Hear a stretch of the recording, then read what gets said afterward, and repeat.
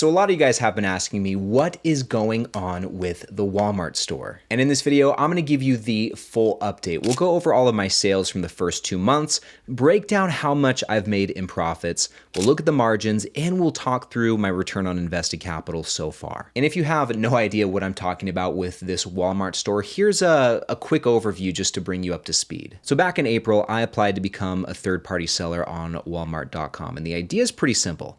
I buy products, send them into Walmart, and then sell those products on Walmart's website. And this is all part of something called Walmart WFS, which stands for Walmart Fulfillment Services. And breaking that down a little bit more, if you have products to sell, you can ship them into Walmart's warehouses. Walmart will store your products, list them for sale on their website, and then they'll take care of the entire fulfillment process from packaging to shipping and everything in between when a customer places an order. Now with that, the obvious next question is, okay, well, how do you know which products to sell and where do you even buy these products? Well, I've been working with a company called Limits Express Company, and they are managing the entire thing for me. They're actually the sponsor of today's video, and thanks to them, I don't have to lift a finger to run this store. Limits Express literally handles everything from sourcing the inventory through their supplier network to having that inventory shipped to their own warehouse, repackaging it with your store's information, and then sending that inventory into Walmart, where Walmart then handles the fulfillment. And the cool thing about working with a company like Limits Express is because they're working with multiple clients, I think they have at this point maybe about 170 different clients, but because they have so many clients, they're able to place these super bulk orders on this inventory. And because they're buying so much, they're able to negotiate top tier pricing on all this inventory, which means better margins when you sell it on Walmart and ultimately a higher return on your invested capital. I will say though, that aside, what really sold me on working with Limits Express was just their transparency. Just like how I document my dividend investing journey here on YouTube, they're documenting their entire Walmart business over on their channel. They make educational content about how Walmart WFS works, and they also post regular updates showing how their clients are doing, which is really cool to see. You guys should check that out. And so far, in my own experience, they've been super communicative and incredibly patient. I've had so many questions for them throughout this entire process because, you know, it's all so new to me. So I have a ton of questions for them, and they've been very helpful and very responsive the entire way through. So like I said, they've been very transparent, super helpful, and importantly, their incentives are aligned with yours. They only make money when you make money,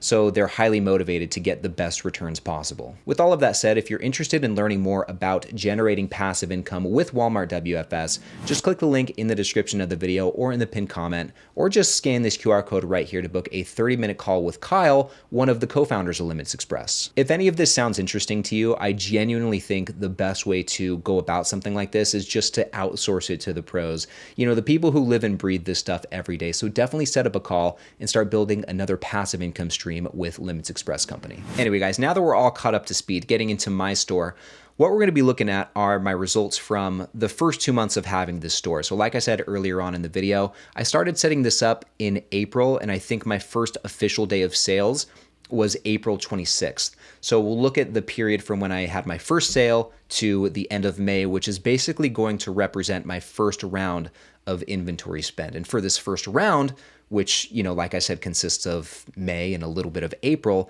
I invested $2,000 in inventory. And that $2,000, guys, was applied to 2 different products. First and foremost, we have this one right here, which is some sort of menopause supplement for women, which I know is like the most random thing, but I will tell you guys what, and I've said it before in a previous video, this thing was flying off the shelves. All of my sales in the month of April came from this product right here. And then I also had this other one, which is some sort of facial hair remover also for women. And once again, I know these are the most random products, but guys, I'm not going to question it. These sold like hotcakes. It was so crazy to see the sales that came in. And I think the results really speak for themselves. From my first day of sales, which once again was April 26th, to my last day of sales in May, which would have been May 23rd. This was when I officially sold through all of my inventory. In total, I generated just over $5,000 in sales. And on average per day, I was generating over $200 in sales. I mean, we kicked this thing off over $200. The next day was even better, $337. And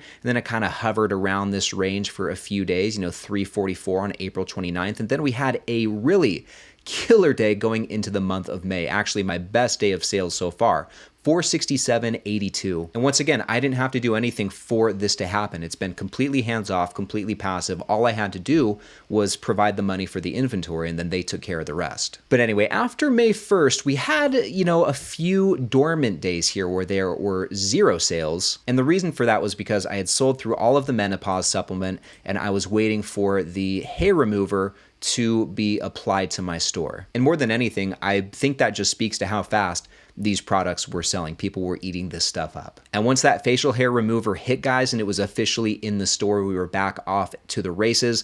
And it really wasn't that long until we were back up over $200 per day in sales. And sure, there were some up and down days, but around mid-May, things really picked up, and we were consistently hitting over $300 per day.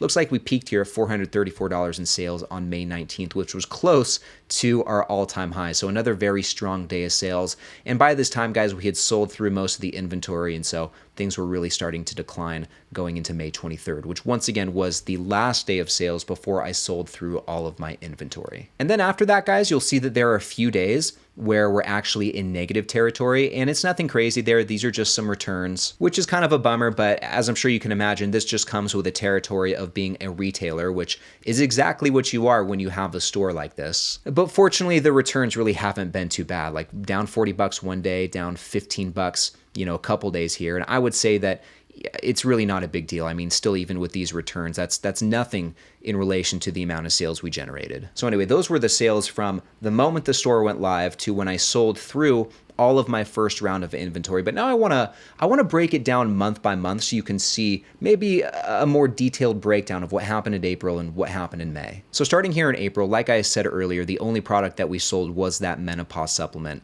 And in total for the month of April, just those few days, we had almost $1,200 in sales. Of that $1,200, there were about $50 in commissions for Walmart, because that's how they profit from this WFS. They're taking a small fee just to handle the fulfillment. And that's what this is right here as well. These are the fulfillment services fees. So about $50 in commissions, another $158, $159 in fulfillment fees. Then we subtract the cost of goods sold, which, as we can see, per unit of menopause supplement, it only cost us $13, which is crazy considering we were selling it for $26 a pop. So there's a 100% markup there. But anyway, in total, that's going to leave our net profit just in the month of April, just in those few days from the 26th until the end of the 30th. The net profit was just over $400 here, which is a 68.8% return on investment. Now that is crazy, guys. Just my first few days, right out of the gate, $1,200 in sales. It definitely exceeded my expectations, and after seeing these initial results, as I'm sure you can imagine, I immediately caught the bug. And then heading into May, we still had some of the menopause supplement left over, so it looks like we sold through this in the first few days of May, and then everything after that was just the hair remover right here. And in total, for the month of May, we generated almost $4,000 in sales. Holy cow. $38.29. But then we had the fees, of course. We had about $150 in commissions for Walmart. We had $876 in fulfillment fees, which is a bummer. It sucks to see those fees, but I guess it's just like the cost of doing business. Plus, they're handling everything. They're handling the storage, they're handling the packaging, the shipping, the returns. They're doing a lot over there for us at Walmart, so I think they've earned their cut. But anyway, then we got to subtract the cost of goods sold, and even for this facial hair remover, we're still seeing about a 100% markup. So per unit, we were buying it for $7 a pop. We were selling it for $14.28. So that's actually over a 100% markup. But anyway, all in all, that's going to leave us with about a $938 net profit, which represents a 50.32% return on investment. So anyway, just to recap the sales once again, in April, we did $1,195.54. In May, $3,829.61. That's going to bring our total sales, according to the spreadsheet, to $5,025.15. But then with the profit, guys, in April, once again, we generated $402.70. In May, we generated $938.38, which is going to bring the total profit to $1,341.08. Which means that if we look at the margins, breaking it down for April, 402.70 into 1195 in sales. That's going to represent a 33.7% net profit margin for the month of May because our profit was 938.38 and the sales were 3,829. That's going to bring the net profit margin to 24.5%. And then looking at this on a combined basis for April and May, our total profit of 1,341 into our total sales of 5,025 represents a 26.7% net profit margin, which I would say is a pretty solid margin. But then here's where things get really crazy. Looking at the return on invested capital, which as you guys know is a very important metric to gauge how efficiently your capital, your money is going out and making more money. When we take our $1,341 net profit relative to the $2,000